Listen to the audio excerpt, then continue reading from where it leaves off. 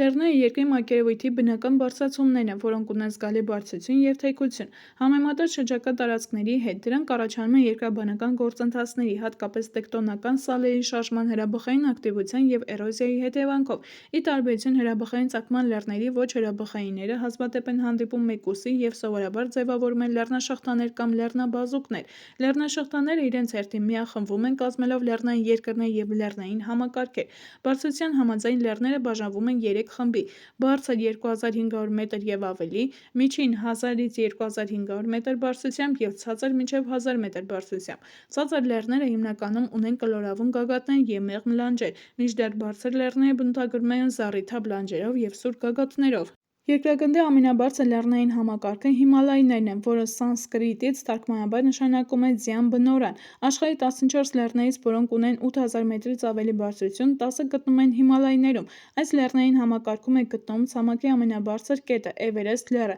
որը հայտնի է նաև Ջոմոլունգմա կամ Սագարմաթխա անուններով։ Էվերեստի բարձրությունը 8848 մետր է։ Հյուսիսամերիկյան կորդիլյերյան լեռնային համակարգը բաղկացած է մի քանի լեռնաշղթաներից, որոնցից ամենաբարձրը Ալյասկայի և Ժայռոտ լեռներն են։ Ալյասկայում է գտնվում Հյուսիսային Ամերիկայի և ԱՄՆ-ի ամենաբարձր գագաթը՝ Դենալի (նախկինում Մաքքինլիի) լեռը, որն ունի 6193 մետր բարձրություն։ Եվրոպայի ամենաբարձր գագաթը համարվում է Էլբրուսը, որը գտնվում է Կովկասյան լեռներում, Ռուսաստանի տարածքում և ունի 5642 մետր բարձրություն, սակայն որոշ աղբյուրներ Եվրոպայի բարձրագույն գագաթ են համարում Մոն Բլանը 4810 մետր, Ֆրանսիայի, Իտալիայի սահմանին է գտնվում, ինչը պայմանավորված է Եվրոպայի և Ասիայի միջև սահմանի որոշման տարբեր մոտեցումներով։ Աֆրիկայի ամենաբարձր լեռը Կիլիմանջարոն հրաբուխն է 5895 մետր, Ավստրալիայինը Կոսցյուշկոն 2228 մետր, իսկ Անտարկտիդայինը Վինսոն գագաթը 4892 մետր բարձրությամբ։ Ցամաքի ամենաերկար ձգվող լեռնային համակարգը Անդյան լեռներն են։ Այն գտնվում է Հարավային Ամերիկայում և ձգվում Խաղաղ օվկիանոսի ափի ողջ երկայնքով։ Անդերի ամենաբարձր գագաթը Ակոնկագուա լեռն է 6960 մետր բարձրությամբ, որը ոչ միայն Հարավային Ամերիկայի, այլև արևմտյան և հարավային կիսագնդերի ամենաբարձր գագաթն է։ Հայկական լեռնաշխարհը գտնվում է Ալփ-Հիմալայան լեռնային համակարգի կենտրոնական մասում և զբաղեցնում է մոտ 400 000 կմ² մակերես։ Լեռնաշխարհի բարձրագույն գագաթը Մեծ Արարատն է, Մասիսը, որի բարձրությունը կազմում է 5165 մետր։ Լեռնաշխարհի արտաքին սահմանները արևմուտքում անցնում են Եփրատ գետի ավազանի ջրաբաժանով, որը առանձնացվում է Փոքրասիական բարձրավանդակը Հայկական լեռնաշխարհից։ Արևելքում սահմանը անցնում է Ուրմիա լճի ջրաբաժանով, առանձնացնելով Իրանական բարձրավանդակից։ Հյուսիսից և հյուսիս-արևելքից լեռնաշխարհը եզերվում է Կոլխիդայի և Կուր-Արաքսյան, իսկ հարավից Միջագետքի հարթավայրերով։ Հայկական լեռնաշխարհը բնական պայմանների յուրօրինակ համալիր ունեցող ֆիզիկա-աշխարհագրական առանձին միավոր է, որն աչքի է ընկնում շրջապատի նկատմամբ բարձր դիրքով և երիտասարդ հրաբխականությամբ։ Լեռնաշխարհում բնության պայմանները խիստ են, ձմեռները հատկապես ցրտաշունչ են՝ համեմատ հարևան բարձրավանդակների։ Հայկական լեռնաշխարհում գերակշռում են լեռնատափաստանային, լեռնամարգագետնային և մասամբ ալպիական լանդշաֆտները։ Հայկական լեռնաշխարհն առանձնանում է մակերևույթի ձևերի բազմազանությամբ։ Այն ունի երկու հիմնական հատված՝ եզրային ծալքաբեկորավոր լեռնաշղթաների համակարգ և միջնաշխարհ։ Միջնաշխարհը ընդգրկում է հայկական հրաբխային բարձրավանդակը, միջլեռնային գոգավորությունները և կենտրոնով անցնող ներքին Տավրոս ծալքաբեկորային լեռնահամակարգը, որը կազմված է Մնձուրի այծպտկունքի և հայկական պար լեռնաշղթաներից։ Հայկական լեռնաշխարհը ոչ միայն հյուսիսը կապում է հարավի հետ, այլև արևելքը՝ արևմուտքի հետ։ Անվանի աշխարհագրագետ Հումբոլդտը Հայաստանն անվանել է անտիկ աշխարհի ծանրության կենտրոն։ Այստեղով է անցել Մետաքսի ճանապարհը, որը մեծ նշանակություն ուներ մինչև 15-րդ դարը։ Հնդկաստան տանող ծովային ուղու բացահայտմամբ այն կորցրեց իր երբեմնի կարևորությունը։ Հայաստանի Հանրապետությունը ներկայացվում է բազմաթիվ լեռնաշղթաներով, միջլեռնային գոգավորություններով և մի շարք հանգած-հրաբուխներով։ Հայաստանի ամենաբարձր լեռը Քառագագաթ Արագածն է, որը գտնվում է Արագածոտնի և Շիրակի մարզերի սահմանագլխին։ Արագածի ամենաբարձր կետը Հյուսիսային գագաթն է, որն ունի 4090 մետր բարձրություն։ Արագածը ունի հրաբխային ծագում, որի պատճառով լեռան լանջերը քարքարոտ են և հարուստ հրաբխային ծագում ունեցող օգտակար հանածոներով։ Լեռները կարևոր դեր են խաղում կլիմայի ձևավորման գործում։ Բարձր և երկար ձգվող լեռնաշղթաներն արգելք են հանդիսանում օդային զանգվածների տեղաշարժի համար, որոնց դժվար է հաղթահարել լեռների բարձրությանը։ Այդ պատճառով էլ լեռների տարբեր լանջեր ունեն տարբեր կլիմայական պայմաններ։ Լեռան մի կողմում դիտվում է ավելի շատ տեղումներ, իսկ մյուսում ավելի քիչ։ Կարող է նկատվել զգալի տարբերություններ նաև միջին ջերմաստիճանների միջև։ Լեռների ևս մեկ յուրահատկություն է կլիմայական պայմանների ուղղաձիգ գոտիականությունը։ Նույն լեռան տարբեր բարձրությունների վրա կլիմայական և լանդշաֆտային գոտիները տարբեր են։ Առաջին լեռնագնացները նկատել են, որ լեռներ բարձրանալիս օդի ջերմաստիճանը նվազում է, իսկ շնչելը դառնում է ավելի դժվար։ Օդը տաքանում է արևի ճառագայթներից տաքացած երկրի մակերևույթից։ Տաքանալով այն բարձրանում է և ընդարձակվում, կորցնելով ջերմությունը։ Այսպիսով, ծովի մակարդակից բարձրանալուն զուգընթաց օդի ջերմաստիճանն ու ճնշումը նվազում են։ Հայտնի է, որ յուրաքանչյուր կիլոմետր բարձրանալիս օդի ջերմաստիճանը միջինում նվազում է 5-ից 6 աստիճան Ցելսիուսով։ Օրինակ, եթե 4000 մետր բարձրություն ունեցող լեռան ստորոտում օդի ջերմաստիճանը +24 աստիճան Ցելսիուս է, ապա գագաթին այն կլինի մոտ 0 աստիճան Ցելսիուս։ Հետևաբար, նույնիսկ եթե արևադարձային լայնություններում օդի միջին տարեկան ջերմաստիճանը երբեք չի իջնում 0-ից, բարձր լեռնային գագաթները միշտ ծածկված են ձյունով։ Բացի այդ, ոչ միայն լեռներն են ազդում կլիմայի վրա, այլև կլիման լեռնային լանդշաֆտների։ Լեռնային շրջանները առաջինն են արձագանքում կլիմայական փոփոխություններին։ Կլիմայի փոփոխության կարևոր և տեսանելի ցուցիչներից մեկը լեռնային սառցադաշտերն են, որոնք տաքացման կամ սառեցման արդյունքում կրճատվում կամ ընդարձակվում են։ Լեռնային սառցադաշտերը ամբողջ աշխարհում սկսեցին հալչել կամ, ինչպես ընդունված է ասել, նահանջել մոտ 15000 տարի առաջ, երբ սառցե ժամանակաշրջանը փոխարինվեց գլոբալ տաքացման դարաշրջանով։ Սառցադաշտերի հալոցքը երբեմն հաջորդում է դրանց ժամանակավոր ընդարձակումը։ Պատմական աղբյուրներից հայտնի է, որ 5-ից 7-րդ դարերում շատ լեռնանցքներով, որոնք ներկայումս ծածկված են սառցադաշտերով, անցնում էին քարավաններ։ Այնուհետև կլիման զգալիորեն ցրտեց, և սառցադաշտերն ընդարձակվեցին, դարձնելով այդ լեռնանցքները դժվարամատչելի 17-ից 15-րդ դարերից սկսած։ Ալպերում գտնվող Սեն Գոթարդի հայտնի լեռնանցքը դրա վառ օրինակն է։ 18-րդ դարի վերջում և 19-րդ դարի սկզբում ռուս զորավար Ալեքսանդր Սուվրովը մեծ դժվարությամբ կարողացավ հաղթահարել այն պայմանավորված լեռնային անանցանելի պայմաններով։ Այդուհանդերձ, վերջին 70 տարվա ընթացքում սառցադաշտերի նահանջը արագացել է։ Գիտնականները զգուշացնում են, որ մեր օրերում սառցադաշտերի այսքան արագ հալոցքը լեռներում չի կարող բացատրվել միայն բնական գործընթացներով։ Ամենավտանգավորն այն է, որ սառցադաշտերի կրճատումը լեռնային շրջաններում կարող է հանգեցնել աղետալի հետևանքների։ Ոչ միայն լեռների, այլև նախալեռնային հարթավայրերի բնության և տնտեսության վրա, որտեղ բնակվում է երկրի բնակչության մոտ 1/6-ը։ Հիմալայներում սառցադաշտերը նահանջում են տարեկան միջինը 10-ից 15 մետրով։ Հատկապես արագ է հալչում Գանգոտրի սառցադաշտը, որից սկիզբ է առնում Գանգես գետը։ Ամեն տարի այն նահանջում է մոտ 30 մետրով։ Գանգոտրի սառցադաշտը կենսական նշանակություն ունի, քանի որ ջրի հիմնական աղբյուրն է մոտ 500 միլիոն մարդու համար, որոնք բնակվում են Գանգես գետի հովտում։ Սառցադաշտերի ծայրահեղ արագ նահանջ է նկատվում նաև Պերուում, որտեղ վերջին 30 տարվա ընթացքում սառցադաշտերի մակերեսը կրճատվել է մոտ 1/3-ով։ Աֆրիկայում Կիլիմանջարո հրաբուխի սառցադաշտերի նահանջը առավել ակնառու է։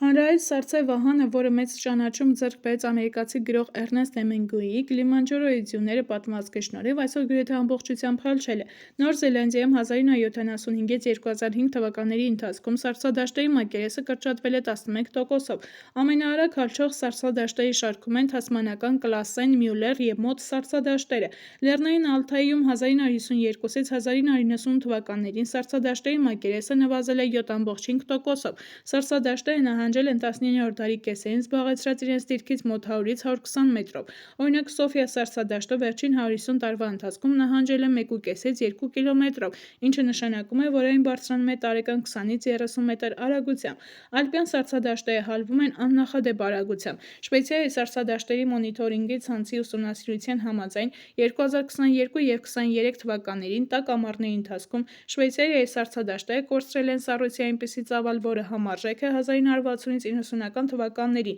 ողջ ժամանակահատվածի կորուստներին։ Գիտնականների կարծիքով, այս աղետալի հալոցքի հիմնական պատճառը կլիմայի փոփոխությունն է, ներառյալ անսովոր տաք ամառները և ձմեռները, որոնց ընթացքում ձյան ծածկույթը եղել է աննշան։ Գլեյշեր ազգային պարկը անգլերենից թարգմանաբար նշանակում է սառցադաշտ, գտնվում է ԱՄՆ-ի և Կանադայի սահմանին և այսպես է անվանվել շնորհիվ բազմաթիվ սառցադաշտերի, որոնք տարածված են ժայռոտ լեռներում։ 19-րդ դարի կեսերին պարկի տարածքում հաշվում էր մոտ 150 սառցադաշտ, սակայն 21-րդ դարի սկզբին դրանցից պահպանվել է միայն 25-ը։ Հարկավոր է շտապել այցելել երկրագնդի այս գեղեցիկ անկյունը, քանի որ գիտնականների կանխատեսմամբ մոտակա տասնամյակներում այս պարկի սառցադաշտերը կարող են ամբողջությամբ անհետանալ։ Լեռներում բնակվելը դժվար է, ի տարբերություն հարթավայրերի, մեծ բարձրությունները, բարդ ռելիեֆը և հաճախակի փոփոխվող եղանակը ստեղծում են տնտեսություն վարելու համար անբարենպաստ պայմաններ։ Հին ժամանակներից ի վեր մարդիկ բնակվել են նեղ միջլեռնային հովիտներում, որոնք բաժանված էին բարձր լեռնաշղթաներով և թեք լանջերով։ Այս առանձնահատկությունները հաճախ լուրջ խոչընդոտ էին հարևան հովիտների և ժողովուրդների միջև հաղորդակցության համար։ Նույնիսկ մեր օրերում լեռներում բնակվող ժողովուրդներն ունեն իրենց յուրահատուկ սովորույթները, մշակույթը և տնտեսության վարման ձևերը։ Նրանց հիմնական զբաղմունքը գյուղատնտեսությունն է և զբոսաշրջությունը, որոնք անմիջականորեն կախված են կլիմայական պայմաններից։ Կլիմայի փոփոխությունը զգալի ազդեցություն է թողնում լեռներում բնակվող մարդկանց կյանքի վրա։ Ջերմաստիճանի բարձրացումը ու սառցադաշտերի հալումը ազդում են ջրի մատակարարման վրա, ինչը կարող է հանգեցնել ջրի պակասի։ Բացի այդ, ավելանում են բնական աղետների հաճախականությունն ու ուժգնությունը, ինչպիսիք են սողանքներն ու հորդառատ անձրևները։ Դրանք վտանգավոր են լեռներում բնակվող համայնքների համար։ Կլիմայի փոփոխության հետևանքով լեռնային տնտեսություններն ու զբոսաշրջությունն էլ բախվում են լուրջ դժվարությունների, ինչի արդյունքում մարդիկ հաճախ ստիպված են լքել իրենց բնակության վայրերը և փնտրել նոր ապրելու վայրեր։ Ալպերի օրինակը հստակ ցույց է տալիս, թե ինչպես են կլիմայական փոփոխություններն ազդում լեռնային շրջանների զբոսաշրջային գրավչության վրա։ Այսօր դահուկային զբոսաշրջությունը Ալպերում ամենաեկամտաբեր ոլորտներից մեկն է, որն ապահովում է ալպյան երկրների եկամուտների մինչև 20%-ը։ Ավստրալիայում, Գերմանիայում, Շվեյցարիայում և Ֆրանսիայում Ալպերի 13 միլիոն բնակչի համար ձյան բացակայությունը հավասար է տնտեսական աղետի։ Զբոսաշրջիկների մոտ 2/3-ն այցելում է այս տարածաշրջան դահուկներով կամ սնոուբորդներով սահելու համար։ Կանխատեսումներն ապագայի համար մխիթարական չեն։ Մինչև 2030 թվականին Ալպերում 1000 մետրից ցածր բարձրություններում ձյուն գրեթե չի դիտվի, ինչը կդադարեցնի բազմաթիվ հայտնի լեռնադահուկային հանգստավայրերի գործունեությունը։ Վատատեսական կանխատեսումներն արդեն սկսել են իրականանալ։ Օրինակ 2006-ից 2007 թվականներին ձմռանը Ալպերում գործող 660 հանգստի վայրերից 60-ը փակվեց։ Մնացած շատ հանգստավայրեր աշխատում էին միայն արհեստական ձյուն ստեղծող սարքերի շնորհիվ։ Արդյունքում հանգստավայրերում զգալիորեն բարձրացան հանգստի գները, որոնք առանց այդ էլ ամենաբարձրն էին Եվրոպայում։ Սա հանգեցրեց ալպյան հանգստավայրերում հանգստանալու պահանջարկի նվազմանը։ Ինչ անել առանց ձյան։ Սպորտային արդյունաբերությունը կարող է իր զբոսաշրջիկներին առաջարկել Ալպեր այցելել ոչ միայն ձմեռային սպորտաձևերի, այլ նաև գեղեցիկ լճերի շուրջ զբոսնելու, տեղական սննդը համտեսելու և լեռնային մաքուր օդ վայելելու համար։ Շվեյցարիայի Բեռնի շրջանում գտնվող Տրիֆտ լճի կամուրջը հստակ օրինակ է, թե ինչպես է գլոբալ տաքացումը ազդում Ալպերի վրա։ 1990-ականներին այս տարածքից սառցադաշտը սկսեց զգալիորեն նահանջել, և դրա հալոցքային ջրերից առաջացավ փոքր լիճ։ Մինչ հովիտն աստիճանաբար մեր կանում էր, նախկինում գագաթից գագաթ անցնելու համար բավարար էր պարզապես քայլել սառցադաշտի վրայով։ Սակայն չսպասելով սառցադաշտի ամբողջական հալմանը, տեղական իշխանությունները որոշեցին կառուցել կախովի կամուրջ։ Կամուրջը իր բացումից անմիջապես հետո դարձավ տարածաշրջանի այցեքարտը։ Այսօր այն գրավում է զբոսաշրջիկների ամբողջ աշխարհից, որոնք հատուկ գալիս են տեսնելու այս եզակի տեսարանը։ Պերուի Անդերի բարձունքներում գտնվող Պաստորուի սառցադաշտը նախկինում գրավում էր բազմաթիվ զբոսաշրջիկների և լեռնագնացների ուշադրությունը։ Սակայն վերջին 30 տարվա ընթացքում սառցադաշտի մակերեսը փոքրացել է 1/4-ով, և գիտնականների կանխատեսմամբ մի քանի տասնամյակ անց այն ամբողջովին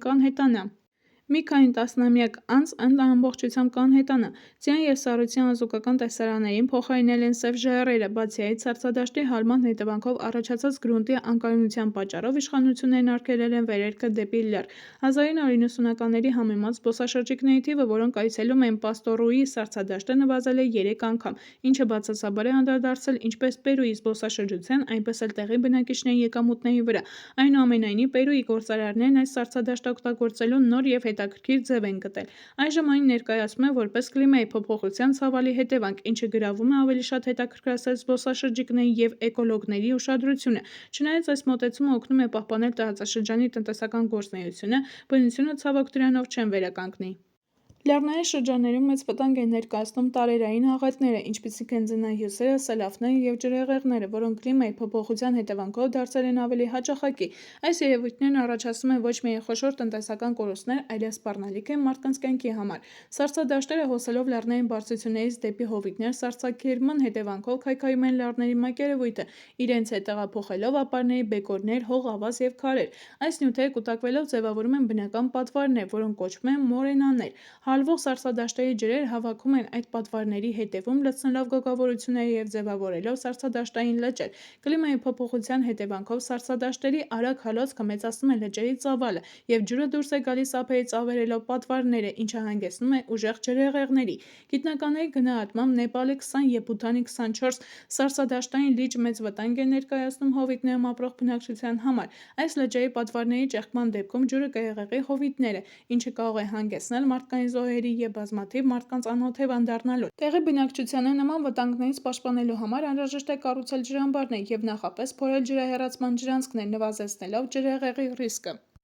Ձնահյուսը ձյան հսկայական զանգված է, որը վայր է ընկնում կամ սահում է լեռան լանջերով։ Ձնահյուսերի հետևանքները կարող են աղետալի լինել։ 1999 թվականի հունվարին ձնահյուսը, որն ուներ 170,000 տոննա զանգված, ամբողջությամբ կործանեց Գալդոր բնակավայրը Ավստրալիայում և 30 մարդու կյանք խլեց։ 2012 թվականի մարտի սկզբին Աֆղանստանում ձնահյուսերի շարքը կործանեց բնակելի տներ և 100 մարդու մահվան պատճառ դարձավ։ Բոլորովին վերջերս 2023 թվականի հունվարին Չինաստանի Նինչի քաղաքում ձնահյուսի հետևանքով զոհվել է 28 մարդ, վիրավորվել 53-ը։ Սելավը ցեխաջրային և ավազաքարային հզոր ժամանակավոր հոսք է, որը հանկարծակի առաջանում է լեռնային գետերի, հովիտներում կամ ձորակներում։ Սելավի առաջացման պատճառը որպես կանոն տեղատարապ անձրևներն են։ Ձյան կտրուկ հալոցքը սելավների առաջացման ևս մեկ տարածված պատճառ է սառցադաշտային լճերի պատվարների ճեղքումները։ Ձնահյուսերի նման սելավներն էլ կարող են հսկայական ավերածություններ պատճառել։ Լեռնային երկրներում կլիմայի փոփոխության հիմնական հետևանքներից մեկն է սողանքների ակտիվացումը, որը պայմանավորված է հորդառատ անձրևներով և ձնհալով։ Սրանք մեծացնում են գրունտային ջրերի ներհոսքը, ինչը նպաստում է սողանքների առաջացմանը։ Սողանքները լուրջ վտանգ են ներկայացնում լեռնային բնակավայրերի բնակչության անվտանգությանը, շինությունների կայունությանը, ինչպես նաև կոմունիկացիոն գծերի, ճանապարհների, երկաթուղիների, ջրագծերի, գազամատակարարման խողովակների, էլեկտրական ցանցերի և գյուղատնտեսական հողերի արդյունավետ օգտագործմանը։ Քաղցրահամ ջրերի պաշարների կրճատումը գլոբալ լրջագույն խնդիր է, որը ծանր հետևանքներ է ունենում ինչպես լեռնային, այնպես էլ հարթավայրային շրջանների համար։ Սառցադաշտերը հանդիսանում են քաղցրահամ ջրի հիմնական աղբյուրներից մեկը։ Կլիմայի փոփոխությունը հանգեցնելով ինչպես սառցադաշտերի արագ հալմանը, այնպես էլ տեղումների ռեժիմի խախտմանը, զգալիորեն նվազեցնում է ջրի պաշարները և դրանց վերականգնման հնարավորությունները։ Շատ գետեր, որոնք սկիզբ են առնում սառցադաշտերից, ծառայում են խմելու, ոռոգման և էներգետիկ նպատակների համար, սակայն սառցադաշտերի կրճատումը բերում է գետերի հոսքի անկմանը, առաջացնելով ջրի սակավություն, հատկապես նախալեռնային շրջաններում։ Քաղցրահամ ջրերի պաշարների պահպանությունը պահանջում է գիտական մոտեցում, խնայողական ջրօգտագործման մեթոդների կիրառություն և ներդրումներ ջրային ռեսուրսների վերականգնման ու կառավարման ոլորտում։ Այս քայլերը կարող են մեղմել սառցադաշտերի հալոցքի և կլիմայի փոփոխության ազդեցությունը, ապահովելով ջրի կայուն մատակարարում ապագայի համար։ Արկտիկան երկրագնդի հյուսիսային բևեռային շրջանն է, որն ընդգրկում է Հյուսիսային Սառուցյալ օվկիանոսը և դրա ծովերը, Խաղի և Ատլանտյան օվկիանոսների հյուսիսային հատվածները, Կանադական արկտիկական կղզեխումբը, Գրենլանդյան Շպիցբերգեն կղզին, Ֆրանց Իոսիֆի հյուսիսային երկիր կղզիախումբը, Նորսիբիրական կղզիները, Վրանգելի կղզին, ինչպես նաև Եվրասիայի և Հյուսիսային Ամերիկայի հյուսիսային ափերը։ Արկտիկայի շրջանի հստակ սահմաններ չկան։ Հաճախ Արկտիկայի հարավային սահման են համարում Հյուսիսային բևեռային շրջագիծը։ Այսպիսի սահմանման դեպքում Արկտիկայի ընդհանուր մակերեսը կազմում է 21 միլիոն կիլոմետր քառակուսի։ Արկտիկայի սահմանների առանձնացման երկրորդ մեթոդը հիմնված է հուլիսյան իզոթերմի վրա, որի սահմաններում ամենատաք ամսվա միջին ջերմաստիճանը չի գերազանցում 10 աստիճան Ցելսիուսը։ Արկտիկայի շրջանի հարավային սահմանը գործնականում համընկնում է ծառային բուսականության սահմանի հետ, որից հյուսիս ծառերը չեն կարող գոյատևել։ Արկտիկական տարածքներ ունեն Ռուսաստանը, ԱՄՆ-ն, Կանադան, Նորվեգիան, Շվեյցարիան, Ֆինլանդիան, Իսլանդիան, Դանիան։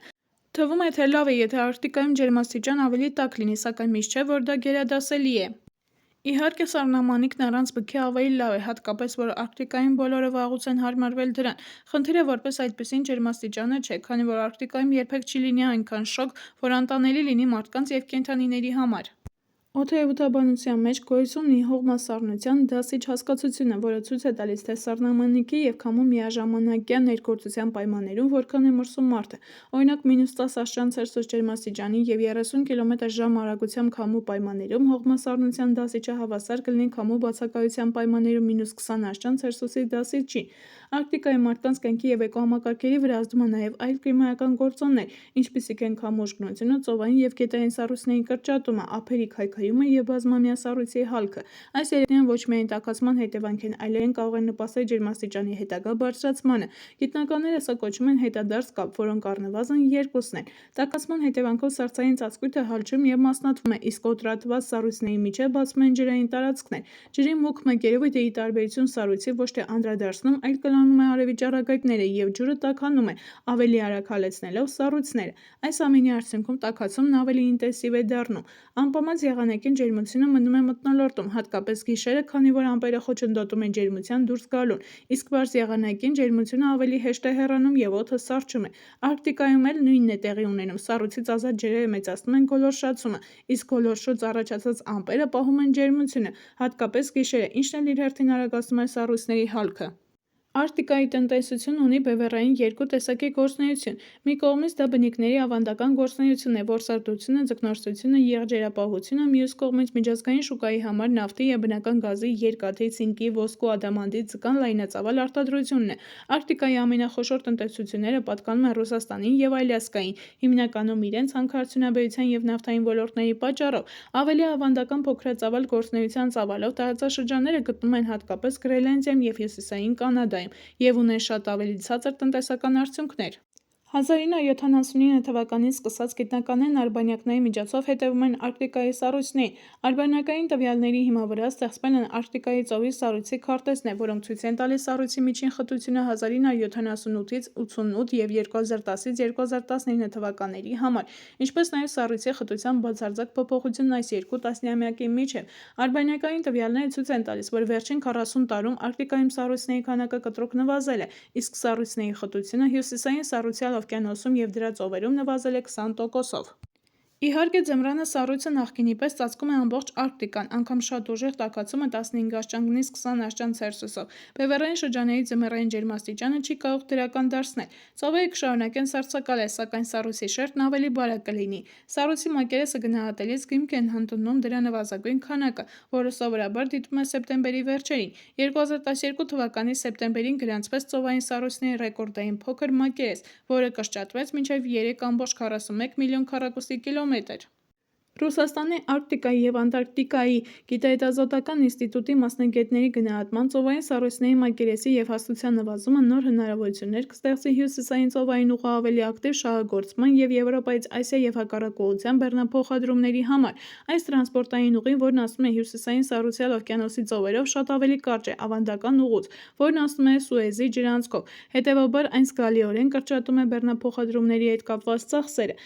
Նավերի համար Հյուսիսային ծովային ուղու սառույցից ազատ ջրերով նավարկելու ամենալավ հնարավորությունը ստեղծվում է սեպտեմբերին, երբ սառույցի մակերեսը նվազագույնի է հասնում։ Սակայն, ինչպես կարելի է տեսնել, սառցածածկ անգամ ռեկորդային փոքր մակերեսը չի ապահովում բոլոր ջրանցքների անանցանելիությունը։ Առաջին հերթին դա վերաբերում է Վիլկիցկու նեղուցին, որն անցնում է Թայմիրի և Հյուսիսային երկրի միջով և Հյուսիսային ծովային ուղու ամենանեղ հատվածն է։ Այս նեղուցում սառույցը չհալվեց նույնիսկ 2007 թվականին։ Կլիմայական մոդելները ցույց են տալիս, որ Արկտիկան ամռանը սառույցից ամբողջությամբ կազատվի միայն 2050-ից հետո։ Պետք է նաև հիշել, որ սառույցների հալչելու հետևանքով առաջանում են սառցաբեկորներ, որոնք կարող են վտանգ ներկայացնել նավերի, ինչպես նաև բաց ծովում շելֆերի վրա տեղակայված նավթային պլատֆորմների համար։ Նավագնացության և նավթարդյունահանման ընկերություններն ապագայում պետք է նախատեսեն ակտիվ պաշտպանություն բևեռային սառցաբեկորներից՝ դրանց հետ բախումները կանխելու համար։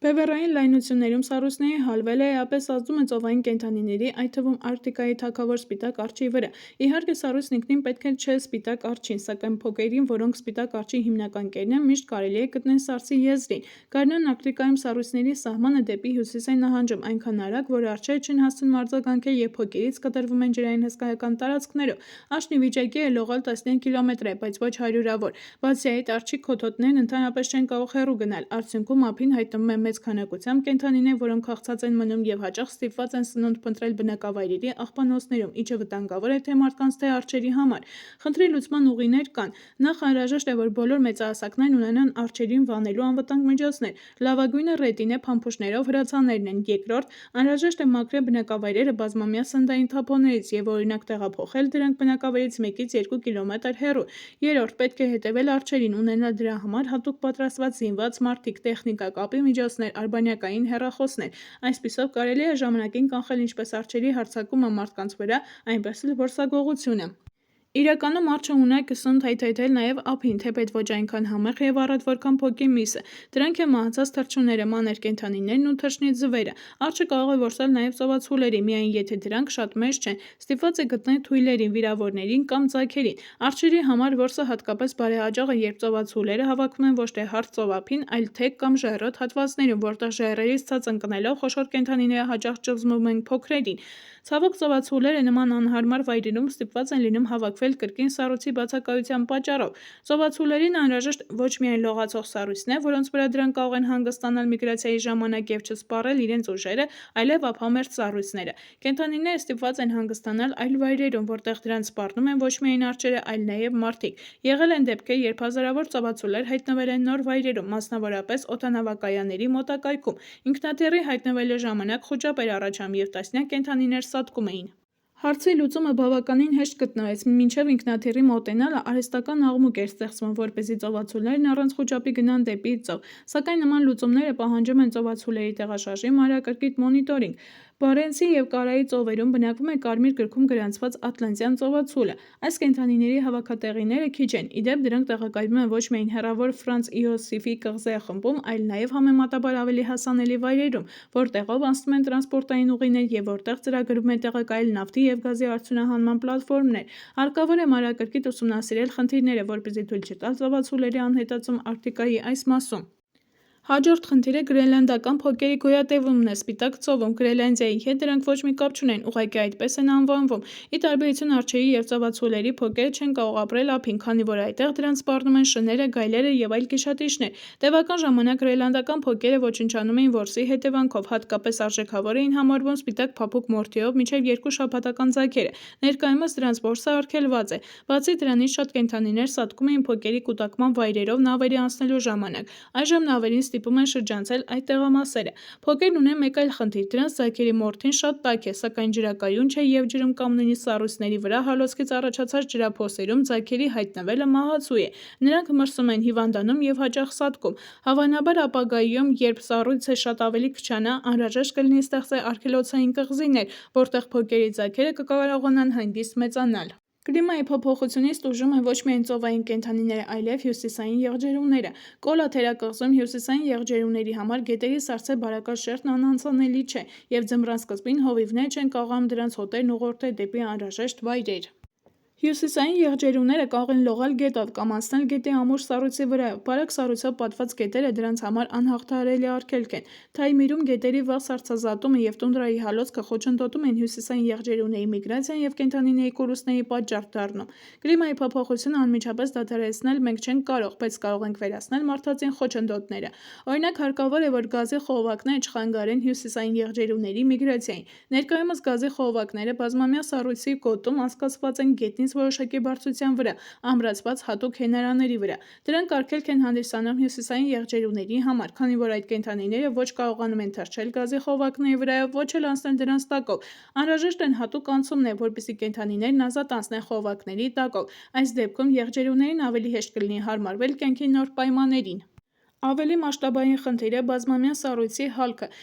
Իհարկե, մարդիկ հազարավոր տարիներ ապրում են Արկտիկայում և բազմամյա սառցույթի գոտում, սակայն դրանք հյուսիսային ժողովուրդներն են՝ չուկչաները, նենեցները, յակուտները, էվնեգները, ալեութները, էսկիմոսները։ Տներ նրանք չէին կառուցում և ոչ մի վնաս բազմամյա սառույցին չէին պատճառում։ Երբ ռուսները եկան Արկտիկա, տեսան, որ հողն այստեղ խորությամբ մետրերով սառած է։ Ամռանը հալչում է միայն վերին շերտը, ինչը նրանց շատ զարմացրեց։ Զորավարները գրում էին ցարին, որ հողը սառած է և ցորեն ցանել հնարավոր չէ։ Յակուտսկում նույնիսկ հոր էին փորել, որպեսզի որոշեն սառույցի խորությունը։ 1686 թվականին հասան մինչև 30 մետր խորության, բայց այդպես էլ չհասան սառցույթի հիմքին։ 150 տարի անց շարունակեցին փորել և հասան մինչև 116 մետր խորության, բայց այնտեղ էլ հողը սառած էր։ Հասկանալ, թե ինչ է բազմամյա սառցույթը, հնարավոր եղավ միայն 19-րդ դարի վերջում։ Պարզվեց, որ որոշ վայրերում սառցակալված շերտի հաստությունը հասնում է 1500 մետրի, իսկ սովորաբար -2-ից -7 աշճան Ցելսիուս ջերմաստիճանով սառցակալած շերտն ունի մինչև 100 մետր հաստություն։ Հարկ է նշել, որ այն վայրերում, որտեղ սառցույթ չկա, գետնի տակ միշտ տաք է և ջերմաստիճանը մի քանի աստիճան զրոյից բարձր է, ինչի շնորհիվ ջրատար խողովակները, ինչպես նաև առվակներն ու փոքր գետերը, որոնք մեծ քաղաքներում հաճախ անցնում են ստորգետնյա խողովակներով և թունելներով, չեն սառում։ Ինչպես տեսնում ենք, Ռուսաստանի տարածքի 60%-ը պատված է բազմամյա սառցույթով։ Հողի վերին շերտը ամռանը հալում է, սակայն ոչ մեծ խորությամբ 10 սանտիմետրից ամենահյուսիսում մինչև 1 մետր բազմամյա սառցույթի հարավային սահմանին։ Շինարարությունը սառածության գոտում մեծ խնդիր է, քանի որ դժվարություններ են առաջացնում հիմքի հետ։ Սառած գրունտը հնարավոր չէ փորել, այն հնարավոր է միայն դանդաղորեն կոտրատել կամ տաքացնել և անհալած զանգվածը։ Գրունտը կարելի է հորատել, սղոցել և նույնիսկ պայթեցնել, բայց այդ ամենը թանկ է և հատուկ տեխնիկա է պահանջում։ Սառած գրունտում սառույցի պարունակությունը մեծ է, կարող են հանդիպել նույնիսկ ամբողջական սառցադաշտեր։ Բացի այդ, ամառային հալումը տեղի է ունենում անհավասարաչափ։ Հողի մակերևույթն իդեալական հարթ չէ։ Պատկերացրեք, որ տաք եղանակի ժամանակ ինչ-որ տեղ կուտակվում է ավելի շատ ջուր, որը չի կարող ներթափանցել հողի տակ, քանի որ այն սառած է։ Երբ սկսվում է ցուրտը, ջուրը սառչում է, առաջացնելով ստորգետնյա սառցաշերտեր, սակայն սառույցն ունի ավելի մեծ ծավալ, քան ջուրը, այդ պատճառով հողը ուռչում է, առաջանում են բլուրներ և անհարթություններ, որոնք քանդում են շենքերն ու ճանապարհները։ Կլիմայի փոփոխության պայմաններում սպասվում է ջերմաստիճանի բարձրացում, որի դեպքում բազմամյա սառցաշերտը կհալվի ավելի խորը և նախկինում խրված գերանների խորությունը կարող է բավարար չլինել։ Դրանք կսկսեն լողալ, դրանց վրա կառուցված շինություններն կսկսեն ճոճվել և քանդվել։ Բայց սա դեռ ամենը չէ։ Ջերմաստիճանի բարձրացման պայմաններում մի առանձին շատ տաք տարվա ընթացքում բարձր ջերմաստիճանները կարող են առաջացնել ուժեղ հալք։ Հողի մեջ սառցաշերտերի հալոցքային ջրերի հոսքով պայմանավորված գետնին տակ առաջանան դատարկ տարածքներ, և գրունտը կարող է նստել։ Առաջացած փոսերի մեջ կարող են ընկնել կամուրջների կամ էլեկտրահաղորդակցման լարերի հենարաններ, անգամ ոչ մեծ շենքեր։ Այս անհավասար հողի իջեցման գործընթացը, որն առաջանում է ստորգետնյա սառույցի հալման պատճառով, կոչվում է թերմոկարստ։ Այն շատ վտանգավոր է, ներառյալ մեծ շենքերի համար, որոնք արդեն մի քանի անգամ փլուզվել են տերմոկարստի արագ զարգացման պատճառով։ Վիճակն ավելի վտանգավոր է դարձնում մարդը, որը շարունակում է թուլացնել սառցույթը։ Սառցույթի ինտենսիվ հալքի ժամանակ խողովակներից և կոյուղիներից առաջացած արտահոսքը նույնպես կարող է լուրջ խնդիրներ առաջացնել, քանի որ հնարավոր չէ անմիջապես կանգնեցնել կլիմայի փոփոխությունը, իսկ փլուզումների արագությունը բավականին մեծ է, ստիպված գումարներ են հատկացվում գրունտի ուղղակի սառեցման, ինչպես նաև ավելի թանկ նոր պայմաններին հարմարեցված ենթակառուցվածքներ ստեղծելու համար։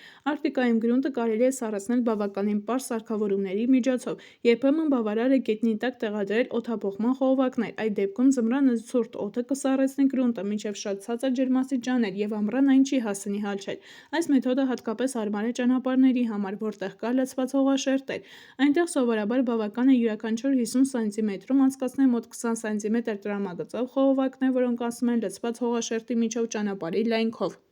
Հաճախ գրունտը սառեցնում են թերմոսիֆոն կոչվող սարքերով։ Այն իրենից ներկայացնում է ուղղահայաց խողովակ, որը հերմետիկ փակ է երկու կողմից։ Դրա ստորին մասը խրված է գրունտի մեջ, իսկ վերին մասը գտնվում է գետնից 2-ից 3 մետր բարձրության վրա։ Խողովակի ներսում մասնակի լցվում են սառեցնող նյութեր, ամոնիա կամ հեղուկ ածխաթթու։ Ձմռանը թերմոսֆինոնը սառեցնում է գրունտը, կարևոր է, որ վերևում լինի ավելի ցուրտ, իսկ ներքևում ավելի տաք։ Ներքևում սառեցնող հեղուկ սառնագենտը գոլորշանում է գրունտի ջերմաստիճանում։ Գոլորշացման հետևանքով տեղի է ունենում ջերմության կորուստ, և այդ մասում ջերմաստիճան իջնում է։ Սառնագենտի գոլորշները բարձրանում են վեր, որտեղ շատ ցուրտ է, և խտանում են։ Իհարկե, խտացման ժամանակ անջատվում է ջերմություն, սակայն դա աննշան է տաքացնում օդը։ Հեղուկ սառնագենտը հոսում է ցած, և ցիկլը կրկնվում է։ Փաստացի թերմոսիֆոնը ձմռանը ցուրտը քաշում է գետնի տակ։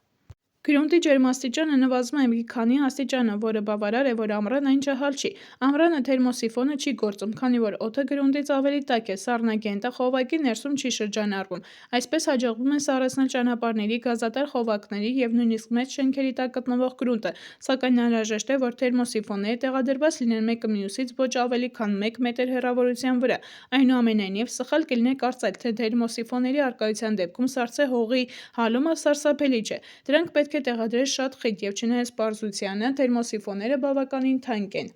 Հաշվարկվել է, որ Ռուսաստանի գազատարների սյունների տակ հողը սառեցնելու համար պետք է միանգամից ծախսել մոտ 10 միլիարդ ԱՄՆ դոլար։ Այս դեպքում թերմոսիֆոնները միայն ժամանակավոր միջոց են, քանի որ դրանք կարող են հողի ջերմաստիճանը նվազեցնել միայն մի քանի աստիճանով։ Ավելի ուժեղ տաքացման դեպքում դրանք արդեն անզոր են։ Այս դեպքում հարկ է ճանապարհները դնել հատուկ հողի մեջ խորացված հենարանների վրա, ստեղծելով ամբողջական էստակադա սյուների վրա, ինչը բազմապատիկ ավելացնում է շինարարության ծախսերը։ Գրունտի սառեցումը միշտ չէ, որ հնարավոր է, շատ հաճախ հանգամանքների բերումով այս կամ այն օբյեկտները փրկել հնարավոր չէ, ստիպված մարդկանց վերաբնակեցնում են։ Եվս մեկ կարևոր խնդիր է այն, որ բազմամյա սառցույթի հալքի ժամանակ տունդրայում գրունտից արտազատվում է մեծ քանակությամբ ջերմոցային գազեր, որոնք արտանետվում են մթնոլորտ, ուժգնացնելով ջերմոցային էֆեկտը, մթնոլորտի տաքացումն ու որպես հետևանք կլիմայի գլոբալ փոփոխությունը։ Եղանակային պայմանները գնահատելիս կարևոր է ոչ միայն ջերմաստիճանը, այլև քամին։ Անհոգ զառնամանիքը բոլոր առումներով ավելի նախընտրելի է, քան ուժեղ բուքը, որի պայմաններում աշխատելը շատ դժվար է և վտանգավոր։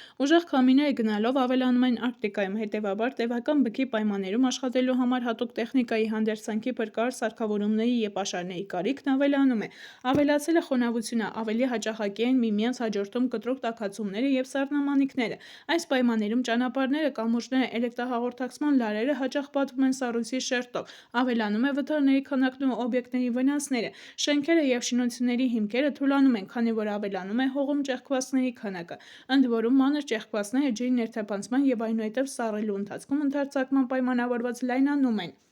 Որքան հաճախ է դա տեղի ունենում, այնքան շինություններն արագ են փլուզվում։ Ցածրադիր վայրերի համար, ինչպիսին են Յամալ թերակղզին, լուրջ խնդիր են ավելի հաճախակի դիտվող գարնանային ուժեղ վարարումները, որոնց պատճառով ջրի 1 մետր և ավելի բարձր շերտի տակ են անցնում հսկայական տարածքներ։ Յամալում ավելացել է ձյան տեղումների քանակը, իսկ Գարնան Արկտիկայում այն այժմ ավելի արագ է հալչում։ Բացի դրանից, այնտեղ նկատվում է ծովի ջրերի ներհոսք դեպի գրունտային ջրեր, որոնք կոռոզիայի են ենթարկում շինությունները գետնի տակից։ Արկտիկայի բնիկները տառապում են կլիմայի փոփոխությունից, քանի որ նրանց կյանքն ավանդական կենսակերպն ուղղակիորեն կախված են կլիմայական պայմաններից։ Որսորդությունը, ձկնորսությունը, հավաքչությունը և եղջերապահությունը մարդկանց եկամտի հիմնական աղբյուրն են հանդիսանում և շատ կարևոր են այդ ժողովուրդների ու նրանց բնակավայրերի ավանդույթների և մշակույթի պահպանման համար։ Հյուսիսային եղջերապահությունը հեռավոր Հյուսիսի բնիկների ապրուստի և կենսակերպի կարևոր մասն է կազմում։ Կլիմայի փոփոխության հետևանքով ջերմաստիճանի ավելի հաճախակի դարձած փոփոխությունը հանգեցրել է հողի սառույցի շերտով ծածկվելու դեպքի աճին, ինչը դժվարացնում է հյուսիսային եղջերուներին քարաքոս ու այլ սնունդ հայթայթելը։ Հավերժական սառույցի հալքի, գետերի սառույցի վաղ հալոցքի և ուշ սառեցման հետևանքով խախտվում են հյուսիսային եղջերուների միգրացիայի ուղիներն ամառային ու ձմեռային արոտավայրերի միջև։ Եղջերուների միգրացիոն ուղիների փոփոխության, հեռավոր Հյուսիսի բնակչության կենսակերպի մաս հանդիսացող ծովային կենդանիների քանակի կրճատման արդյունքում մարդիկ ստիպված են փնտրել սննդի և եկամտի նոր աղբյուրներ։ Կարելի է օգնել Արկտիկայի բնիկներին հարմարվելու կլիմայի փոփոխություններին, անցկացնելով կլիմայի փոփոխության և դրա հնարավոր հետևանքների վերաբերյալ իրազեկման արշավներ Արկտիկայի բնիկ ժողովուրդների համար, որպեսզի նրանք պատրաստ լինեն դիմակայելու մարտահրավերներին, զարգացնել էկոտուրիզմն այդ շրջաններում, հեռավոր Հյուսիսում և հատկապես հեռավոր վայրերում և գյուղերում մարդկանց համար հասանելի դարձնել առողջապահությունը և էլեկտրական էներգիան։ Այնուամենայնիվ, կլիմայի փոփոխությունը Արկտիկայում ունի նաև որոշ դրական կողմեր։ Ավելի քիչ վառելիք կծախսվի ջեռուցման նպատակով, հնարավոր կլինի նավարկել հյուսիսային ծովային ուղիով, քանի որ այն ավելի երկար ժամանակ ազատ կլինի սառույցից, և բեռնափոխադրումները Եվրոպայից Ճապոնիա, Չինաստան և հակառակ ուղղությամբ կհեշտանան։ Հյուսիսային ծովային ուղու երկայնքով պետք է զարգացնել նավագնացության համար անհրաժեշտ ենթակառուցվածքները։ Տեղադրել փարոսներ, փրկարար հարմարություններ արտակարգ իրավիճակներում գործելու համար, նավահանգիստներ, որտեղ նավերը կարող են կանգ առնել ուժեղ փոթորիկների ժամանակ, ինչպես նաև խուսափել հանկարծակի հայտնված սառցաբեկորներից։ Չնայած կլիմայի փոփոխության պայմանավորված որոշ դրական հետևանքների,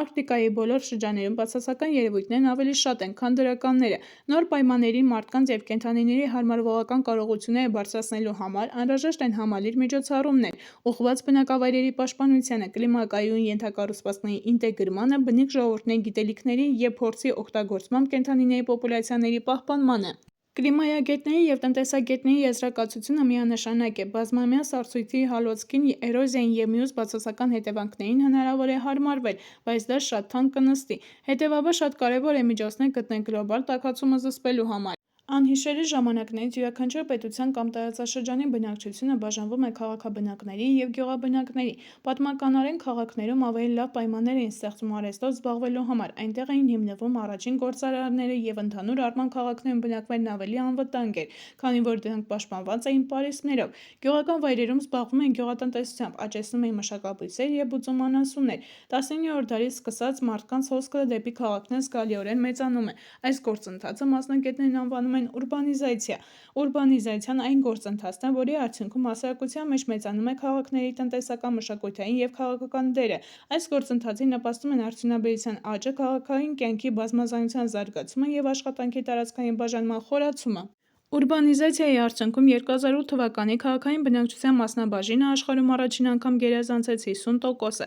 2023 թվականի կեսերին աշխարհի ավելի քան 8 միլիարդ մարդուց մոտ 57%-ը, 4,6 միլիարդը բնակվում էր քաղաքներում և աշխարհում կար 34 քաղաք, որոնց բնակչությունը գերազանցում էր 10 միլիոնը։ ՄԱԿ-ի տվյալներով մինչև 2030 թվականը քաղաքային բնակչությունը կավելանա գրեթե 600 միլիոն մարդով, հասնելով 5,2 միլիարդի և կազմելով աշխարհի բնակչության 60%-ը։ Ուստի քաղաքային տարածքների կլիմայի ուսումնասիրությունը կարևոր խնդիր է մեր մոլորակի բնակչության առնվազն կեսի համար։ Քաղաքային տարածքները բաժանվում են 3 հիմնական տեսակի՝ քաղաքներ, քաղաքային ագլոմերացիաներ և մեգապոլիսներ։ Քաղաքն ընդգրկում է վարչական սահմանների ներքո գտնվող տարածքը՝ իր բնակչությամբ, ենթակառուցվածքներով և տեղական կառավարումով։ Քաղաքային ագլոմերացիան ներառում է ոչ միայն քաղաքը, այլև նրա շրջակա արվարձաններն ու հարակից բնակավայրերը, որոնք սերտորեն կապված են հիմնական քաղաքի հետ, ձևավորելով միասնական տնտեսական և սոցիալական տրանսպորտային ցանց։ Մեգապոլիսը ընդգրկում է ավելի մեծ տարածք, որտեղ մի քանի ագլոմերացիաներ միավորվում են, ստեղծելով խիստ ինտեգրված և համահունչ գործող տարածքային համակարգ։ Մետրոպոլիսների մեծամասնությունը գտնվում է Ասիայում, Լատինական Ամերիկայում և Աֆրիկայում։ Կան խոշորագույն քաղաքների բնակչության թվի տարբեր գնահատականներ, որոնք հիմնականում կախված են այն մեթոդաբանությունից, թե որ հատվածներն են ընդգրկված՝ միայն քաղաքը, թե նաև արվարձանային տարածքները։ Աշխարհի խոշորագույն մեգապոլիսը Տոկիո Յոկոհաման մոտ 38 միլիոն բնակչությամբ, դրան հաջորդում են Ջակարտան 35 միլիոն բնակչությամբ և Դելին 32 միլիոն բնակչությամբ։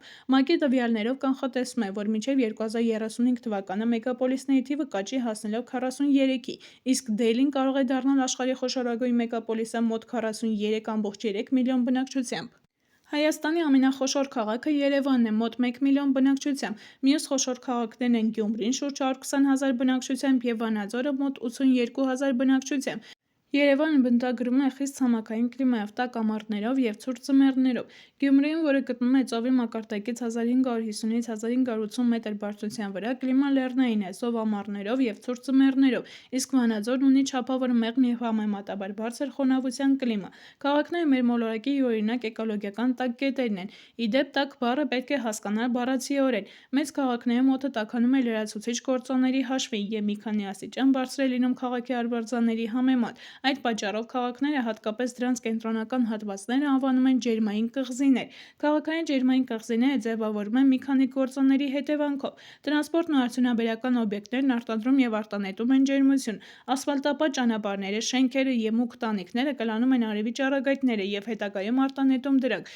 ինչը նպաստում է քաղաքային օդի ավելի շատ տաքացմանը։ Անձրևաջրերը հեռացվում են հեղեղատարներով, մինչդեռ կարող են գոլորշանալով սառեցնել օդը։ Կանաչ տարածքների կրճատումը նպաստում է օդի տաքացմանը, քանի որ նվազում է ստվերը և բույսերի մակերեսից գոլորշացման ազդեցությունը։ Ջերմային կղզու էֆեկտը խոշոր մեգապոլիսներում էլ ավելի է սրվում մեր մոլորակի ջերմաստիճանի աճի պայմաններում։ Ջերմային կղզու երևույթի մասին մենք գիտենք անձնական փորձից։ Ամռանը քաղաքի կենտրոնում երեկոյան պահպանվում է շոգ եղանակը, երբ արվարձաններում ավելի հով է։ Դա տեղի է ունենում այն պատճառով, որ օդը շարունակում է տաքացնել օրվա ընթացքում ջերմությունը կլանած շենքերի պատերն ու տանիքները։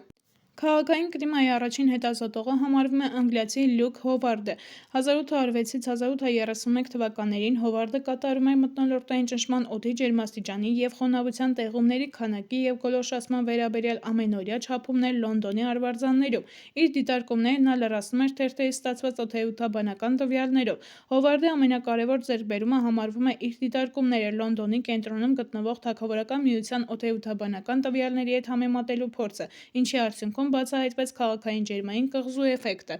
Կլիմայի փոփոխությունը մեծ ազդեցություն ունի մարդու կյանքի և առողջության վրա։ Եթե նախկինում թվում էր, թե մեր առողջությունը հիմնականում կախված է առողջ ապրելակերպից, ժառանգականությունից, զբաղմունքի բնույթից, շրջակա միջավայրից և բժշկասանիտարական օգնության հասանելիությունից, ապա այժմ պարզ է դառնում, որ այդ ամենին գումարվում է նաև կլիմայի փոփոխությունը։ Քաղաքներում, հատկապես խոշոր քաղաքներում, կլիմայի փոփոխությունն ավելի վառ է արտահայտված։ Օդի ջերմաստիճանի արագ աճ է դիտվում աշխարհի բոլոր խոշոր քաղաքներում։ Երևանում նույնպես տարեցտարի օդի միջին ջերմաստիճանն աճում է։ 2022 թվականին Երևան քաղաքում գրանցված տարեկան միջին ջերմաստիճանը կազմել է 13,5°C, որը 1961-ից 90-ական թվականների տարեկան միջին ջերմաստիճանի նորմայի նկատմամբ շեղվել է 2°C-ով։ Ըստ գնահատականների, 173 տարվա ընթացքում Երևանում ամենատաք 3 տարիները 2010, 2018 և 2023 թվականներն միկրոբներն էին։ Առավել վտանգավոր են դառնում նաև ջերմային ալիքները, որոնց քանակի և տևողության միտումները Երևան քաղաքում 1961-ից 2020 թվականների ընթացքում ներկայացված են ստորև։ Կանխատեսվում է, որ տաքացման արդյունքում ծայրահեղ շոկ եղանակները քաղաքներում կդառնան ավելի հաճախակի, ինտենսիվ և տևական։ Հայտնի է, որ ջերմաստիճանի և խոնավության տատանումները կարող են ստեղծել կյանքի համար անհարմարավետ պայմաններ, որոնք ավելի վտանգավոր են տարեցնային երեխաների և քրոնիկ հիվանդություններով մարդկանց համար։ Ուժեղ շոկերի ժամանակ օդում ավելանում է ծաղկափոշու և այլ մասնիկների պարունակությունը, ինչը կարող է ուժեղացնել ալերգիայի և ասթմայի դրսևորումները։ Ռիսկային խմբում են այն մարդիկ, ովքեր ապրում կամ աշխատում են քաղաքի կենտրոնում, ինչպես նաև նրանք, ովքեր գործի բերումով երկար ժամանակ անցկացնում են դրսում։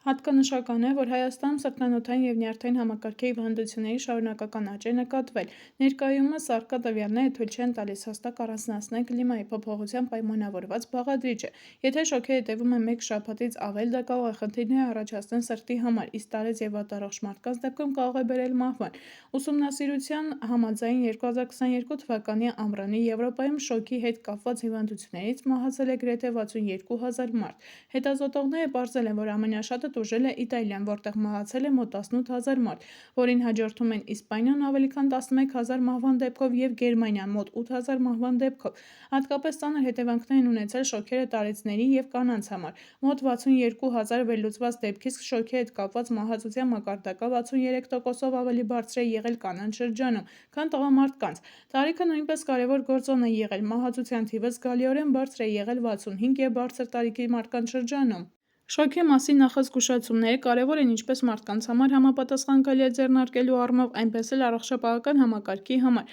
նախապատրաստվելու, բուժօգնություն ցուցաբերելու և ռիսկի բարձր խմբերին անհրաժեշտ խորհուրդներ տրամադրելու համար։ Համաշխարհային օդանավակայանի կազմակերպության փորձագետների գնահատականներով ուժեղ շոկերի կանխատեսումները պետք է տրվեն առնվազն 2 օր առաջ։ Բնակչությանը օգնություն տրամադրելու հարցում առաջատար են ԱՄՆ-ն, Կանադան, Ֆրանսիան և մի քանի այլ երկրներ։ Օրինակ, ԱՄՆ-ի Ֆիլադելֆիա քաղաքում ուժեղ շոկերի ժամանակ գործում է բարի ծառայությունների համակարգը։ Լրատվական միջոցները պարբերաբար հաղորդում են եղանակային պայմանների փոփոխությունների մասին, ինչպես նաև պատմում են ինչպես խուսափել ջերմային սթրեսից։ Թեժ գծի հեռախոսահամարները հրապարակվում են թերթերում, ինչպես նաև ցուցադրվում քաղաքի կենտրոնում տեղադրված մեծ էկրանին, որը տեսանելի է հեռվից։ Արագ բուժօգնության և հրշեջ ծառայություններն ընդլայնում են իրենց անձնակազմը։ Օգնության հատուկ ծառայությունը տարեց մարդկանց անվճար տեղափոխում է հատուկ օդափոխվող վայրեր, որտեղ նրանք կարող են հանգստանալ շոկից։ Շոկ կլիմայական պայմաններում ապրող մարդկանց համար սովորական համարվող ջերմաստիճանները կարող են աննորմալ բարձր թվալ ավելի մեղմ կլիմայով տարածքների բնակիչներին։ Օրինակ, ջերմային ալիքի սահմանումը ԱՄՆ-ում կախված է տարածաշրջանից։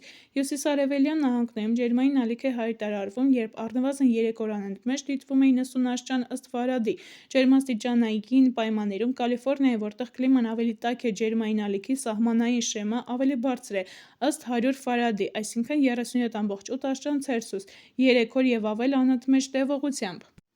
Շոկ եղանակներին կանխարգելիչ միջոցառումներից է. գերադասեք բնական գործվածքներից կարված բաց գույնի հագուստ կրելը, որը չի խոչընդոտում մաշկից ջերմության անջատմանը և չի հանգեցնում գերտաքացմանը։ Շոկին խմեք շատ ջուր, օգտագործեք ավելի շատ բանջարեղեն, միրգ, աղցաններ և սառը ապուրներ։ Սահմանափակեք յուղոտ և թթու սննդի օգտագործումը։ Աշխատեք հնարավորինս քիչ մնալ արևի ուղիղ ճառագայթների տակ։ Արևն առավել ակտիվ է ժամը 12-ից 4-ը, ուստի այս ժամերին ցանկալի է խուսափել փողոց դուրս գալուց, անպայման գլխարկ կրեք։ Մի գնեք արագ փչացող մթերք։ Բարձր ջերմաստիճանների պայմաններում մանրէները շատ արագ են բազմանում, այնպես որ կարող եք թունավորվել։ Աշխատեք քիչ ծանրաբեռնել օրգանիզմը ֆիզիկական մարզումներով։ Հնարավորինս քիչ նյարդայնացեք։ Ցանկացած սթրես մեծացնում է ջերմային և արևային հարվածի և սրտանոթային հիվանդությունների ռիսկերը։ Մի նստեք անմիջապես օդորակիչի տակ։ Ջերմաստիճանների տարբերությունը փողոցի տապի և հով սենյակի միջև հսկայական է։ Նման տատանումները հարբուխի և անգամ թոքերի բորբոքման պատճառ կարող են դառնալ։ Դրանք վնասակար են նաև անոթների համար։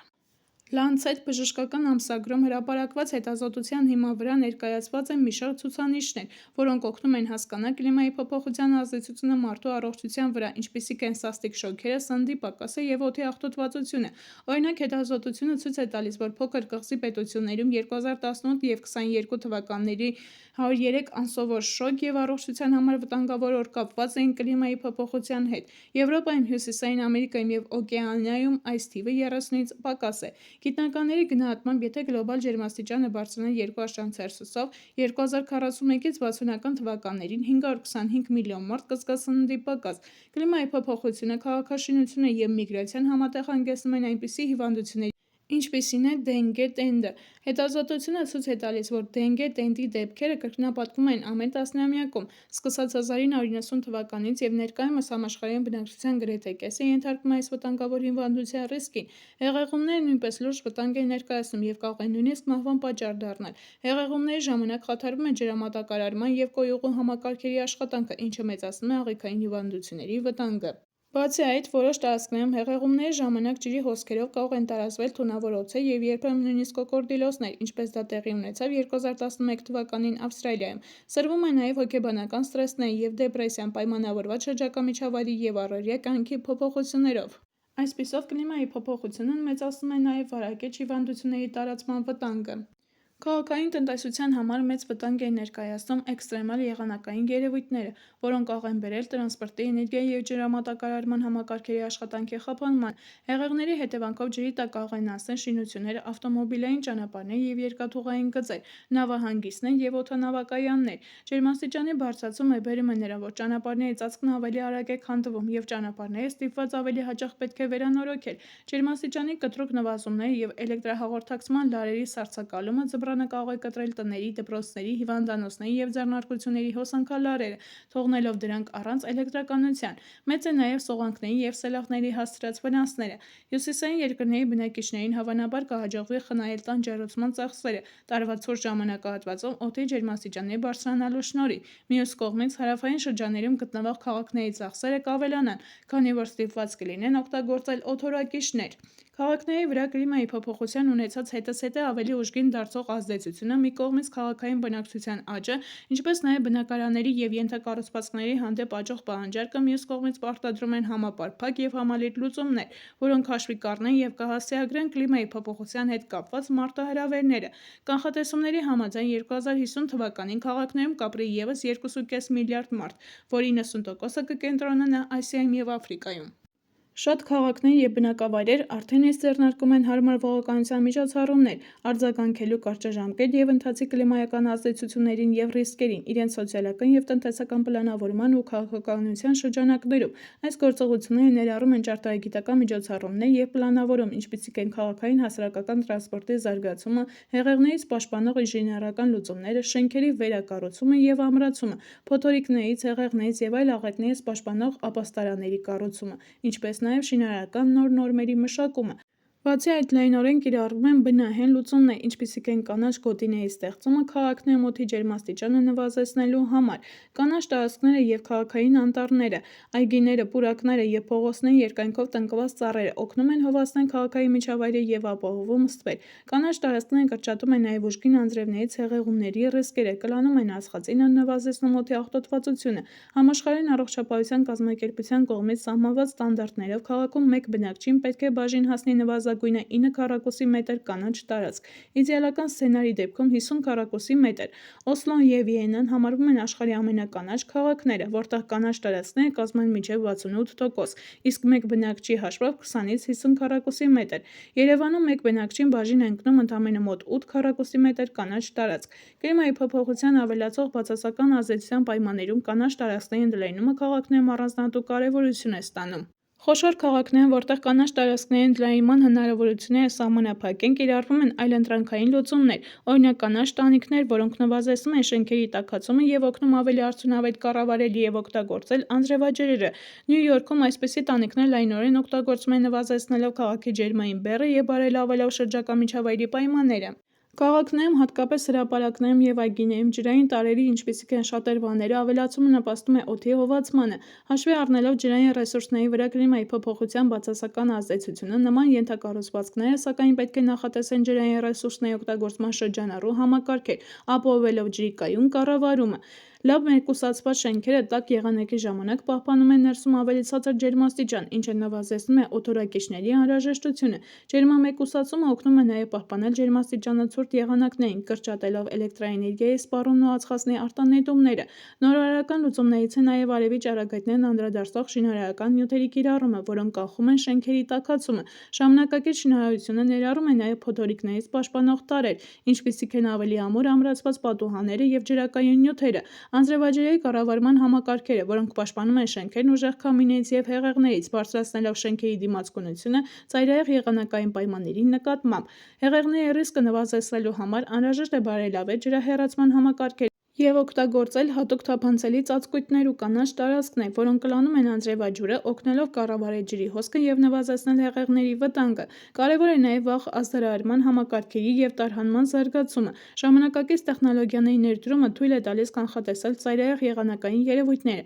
նախազգուշացնել բնակիչներին և անհրաժեշտության դեպքում պատշաճ կերպով կազմակերպել տարհանման միջոցառումներ, նպաստելով անվտանգության ավելացմանը։ Այս միջոցառումների միջոցով քաղաքները պատասխանվում են կլիմայի փոփոխության մարտահրավերներին։ Աշխարհում կա մոտ 200 երկիր։ Բոլոր երկրները տարբերվում են միմյանցից իրենց աշխարհագրական դիրքով, տարածքով, բնական միջավայրով, կլիմայով, բնակչությամբ, տնտեսությամբ, կենսամակարդակով, պատմությամբ և ավանդույթներով։ Դրանք տարբեր մակարդակներով են նպաստել կլիմայի փոփոխությանը և տարբեր ձևերով են տուժում դրանից։ Երկրները նաև տարբեր հնարավորություններ ունեն հաղթահարելու կլիմայական նոր խնդիրներն ու դիմակայելու նոր ազդեցություններին։ Երկրները հաճախ բաժանվում են երկու խոշոր խմբի՝ ըստ զարգացման մակարդակի, այսպես կոչված զարգացած երկրներ և զարգացող երկրներ։ Զարգացած երկրները համեմատաբար հարուստ են, ունեն բարենպաստ կենսապայմաններ և զարգացած տնտեսություն, որտեղ արդյունաբերությունը, ծառայությունների ոլորտը և ֆինանսական հատվածը կարևոր դեր են խաղում։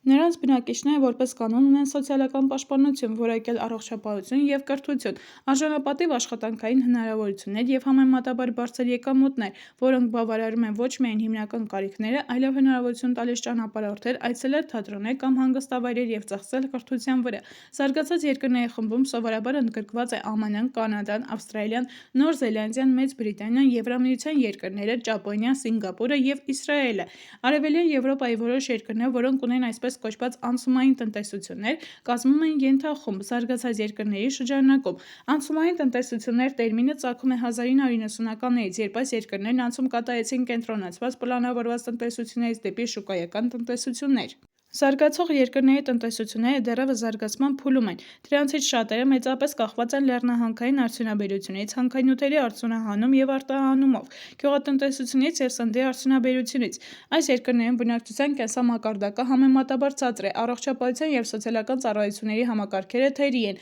իսկ բնակչության մեծ մասի համար կրթության և աշխատանք գտնելու հնարավորությունները սահմանափակ են։ Զարգացող երկրների խումբը շատ բազմազան է։ Այն ներառում է զարգացող տնտեսություններ, նոր արդյունաբերական երկրներ, ինչպիսիք են Չինաստանը, Հնդկաստանը, Հարավային Կորեան, Թուրքիան, Բրազիլիան, Արգենտինան և Մեքսիկան, որտեղ արդյունաբերության և ծառայությունների ոլորտը արագաճում է։ Չինաստանն ու Հնդկաստանը այսօր աշխարհի 10 խոշորագույն տնտեսությունների շարքում են։ Շատ իրեր, որոնք մենք օգտագործում ենք ամեն օր, հագուստ, կոշիկ, սպասք, կահույք, կենցաղային տեխնիկա և խաղալիքներ արտադրվում են այս երկրներում, մասնավորապես Չինաստանում։ Չինաստանն աշխարհի առաջատարն է տարեկան արտադրվող արտադրանքի ծավալով, որին հաջորդում է ԱՄՆ-ն։ Աշխարհում կան նաև 46 ամենաքիչ զարգացած երկրներ։ Այս խմբում ներառված են փոքր կղզի պետությունները, որոշ լեռնային երկրներ, գերբնակեցված ու ոչ բարենպաստ կլիմայական պայմաններ ունեցող երկրները։ Ամենաքիչ զարգացած երկրների մեծ մասը գտնվում է Աֆրիկայում և Ասիայում։ Դրանցից ամենաաղքատներն են Բուրունդին, Կոնգոն, Լիբերիան, Սիերա Լեոնեն, Մալավին, Եթովպիան, Տանզանիան, Բանգլադեշը, Զամբիան, Օվկիանիայի երկրները և այլն։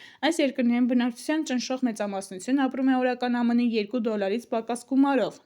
Այս երկրները չափազանց աղքատ են, ունեն թույլ զարգացած տնտեսություն և խիստ խոցելի և տարերային աղետների կլիմայի փոփոխության ազդեցության նկատմամբ։ Մարդիկ չունեն բավարար սնունդ, խմելու մաքուր ջուր, հիվանդանոցներ և դպրոցներ։ Այս երկրների կառավարությունները հաճախ չեն կարողանում իրենց բնակչությանը վճարել սոցիալական նպաստներ կամ կենսաթոշակներ։ Որոշ հետազոտողների կարծիքով դա է պատճառը, որ աղքատ երկրներում ընտանիքները ձգտում են հնարավորինս շատ երեխաներ ունենալ, որովհետև երեխաները կարող են աջակցել ծնողներին օգնելով տնային տնտեսության վարմանը, աշխատելով դաշտերում և ծերության օրոք նրանց կերակրելով։ Միևնույն ժամանակ, սանիտարական վատ պայմանների, սննդի և խմելու ջրի անբավարարության հետևանքով, ինչպես նաև առողջապահական ծառայությունների ոչ բավարար հասանելիության պատճառով, շատ երեխաներ այստեղ ցավոք չեն հասնում հասուն տարիքի։ Ներկա դրությամբ աշխարհի ամենաաղքատ երկրներում ապրում է մոտ 800 500 միլիոն մարդ, երկրագնդի բնակչության 11%-ը, որոնք արտադրում են համաշխարհային արտադրանքի 1%-ից պակասը։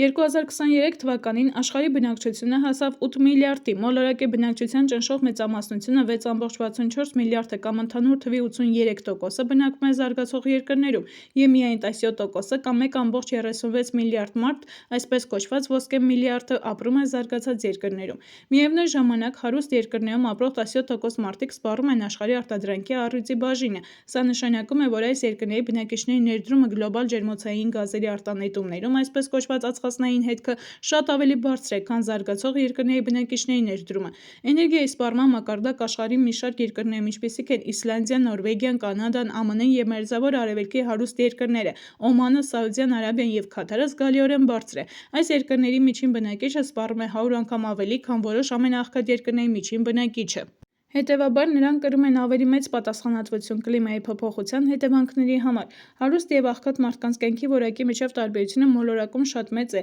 Աշխարհի 20 ամենահարուստ երկրում միջին եկամուտները 37 անգամ գերազանցում են 20 ամենաաղքատ երկրի եկամուտները։ Սա նշանակում է, որ Եվրոպայի կամ ԱՄՆ-ի միջին բնակչի ստացած յուրաքանչյուր $100 դիմաց Նեպալի կամ Եթովպիայի բնակիչը ստանում է ընդամենը $2.5։ Աշխարհի 500 ամենահարուստ մարդկանց եկամուտները գերազանցում են մոլորակի 416 միլիոն ամենաաղքատ մարդկանց ընդհանուր ստացած եկամուտը։ Զարգացող երկրներում բնակչության աճի տեմպերը զգալիորեն բարձր են, ծնելիության բարձր ցուցանիշներով պայմանավորված։ Այս երկրներում բնակչության աճի տեմպերը 3.5 անգամ գերազանցում են հարուստ երկրների ցուցանիշները։ Աֆրիկայի և Ասիայի որոշ աղքատ երկրներում բնակչության քանակը առաջիկա 40 տարում կարող է կրկնապատկվել։ Այսպիսով, աշխարհում ամենաաղքատ բնակչության թիվը կշարունակի աճել։ Երկրագնդի վրա հարուստ և աղքատ մարդկանց կենսամակարդակների տարբերությունը շատ մեծ է։ Զարգացած երկրների բնակիչները, որոնք համաշխարհային բնակչության միայն 17%-ն են կազմում, սպառում են արտադրվող համաշխարհային արտադրանքի մեծ մասը և ողջ էներգիայի 70%-ից ավելին։ Դա այն դեպքում, երբ ամբողջ աշխարհում գրեթե 2.5 միլիարդ մարդ ապրում է օրական ԱՄՆ $2-ից պակաս գումարով, իսկ 1 միլիարդ մարդու համար հասանելի չէ խմելու մաքուր ջուրը, իսկ 500 միլիոն մարդ մոլորակի վրա սիստեմատիկ սոված է մնում։ Սխալ կլինի կարծել, որ աղքատությունը բնորոշ է միայն թույլ զարգացած և զարգացող երկրներին։ Հարուստ երկրներում ևս կան հետամնաց շրջաններ, ինչպես նաև հասարակության անապահով խավեր։ ԱՄՆ-ում, օրինակ, 2021 թվականին աղքատների քանակը գնահատվում էր 38 միլիոն մարդ, իսկ սա կազմում է երկրի ողջ բնակչության մոտ 12%-ը։ Գերմանիայում բնակչության 1/3 մասը, 13.5 միլիոն մարդ, ապրում է աղքատության շեմի մոտ կամ դրանից ցածր։ Հաճախ երկրներում ավելի քիչ ապահովված քաղաքացիները միգրանտներն են, որոնք զարգացող երկրներից եկել են աշխատելու, բնակվում են գյուղական շրջաններում, հին արդյունաբերական քաղաքներում, որտեղ ցածր եկամտաբերության պատճառով փակվում են հանքերը և գործարանները։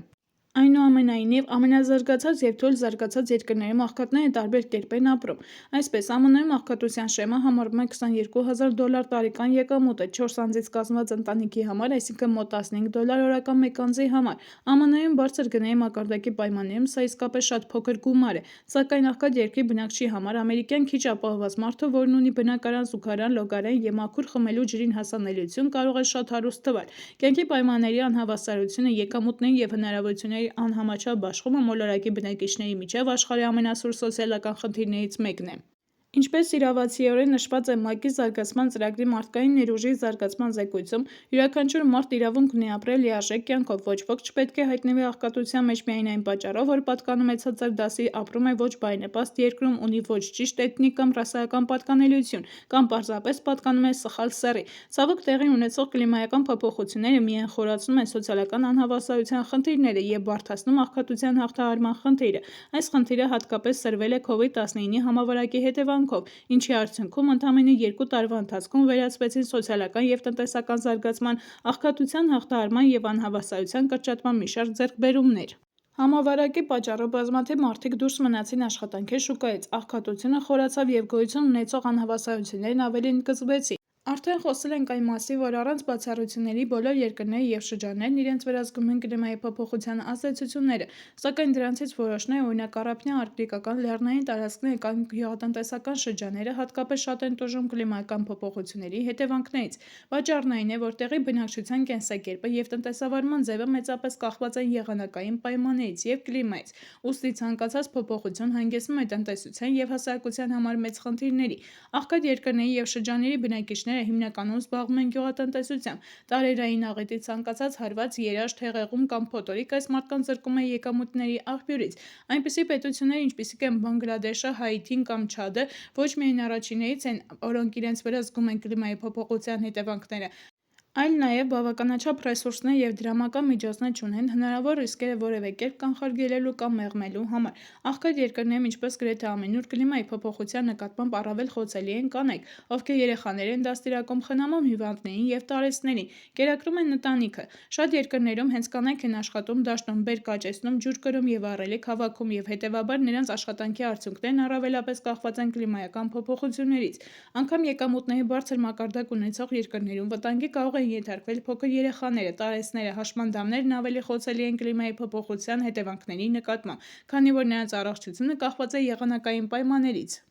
Կլիմայական անարդարությունը կայանում է նրանով, որ մարդիկ, ովքեր ամենաքիչն են պատասխանատու երկրի ջերմաստիճանի բարձրացման համար, կարող են գլոբալ տաքացման հետևանքով առավել շատ տուժել։ Կլիմայական փոփոխությունները տասնյակ միլիոնավոր մարդկանց միգրացիայի պատճառ են դառնում, ովքեր փախչել են փոթորիկներից, երաշտից, հեղեղումներից։ Բնապահպանների գնահատականների համաձայն 2017 թվականի դրությամբ աշխարհում մոտ 44 միլիոն մարդ ստիպված է եղել թողնել տները կլիմայի փոփոխության պատճառով։ Կանխատեսումների համաձայն մինչև 2050 թվականը նրանց թիվը կհասնի 200-ից 250 միլիոնի։ Պոտենցիալ վտանգավոր շրջաններից են հարավարևելյան Ասիայում Մեքոնգ և Գանգես գետահունները։ Սրանք խիտ բնակեցված գյուղատնտեսական շրջաններ են։ Այդ գետերում ջրի մակարդակի կանխատեսվող 2 մետրով բարձրացումը կառաջացնի մշակվող հողերի հսկայական տարածքների հեղեղում։ Սա դաշտավարությամբ զբաղվող մարդկանց կստիպի կացության և աշխատանքի համար նոր վայրեր փնտրել։ Հաճախակի երաշտները կամ հեղեղումները, որոնք հատկապես բացասաբար են անդրադառնում գյուղատնտեսության վրա, կհանգեցնեն նրան, որ գյուղատնտեսական շրջանների շատ բնակիչներ ստիպված կլինեն աշխատելու նպատակով տեղափոխվել քաղաքներ։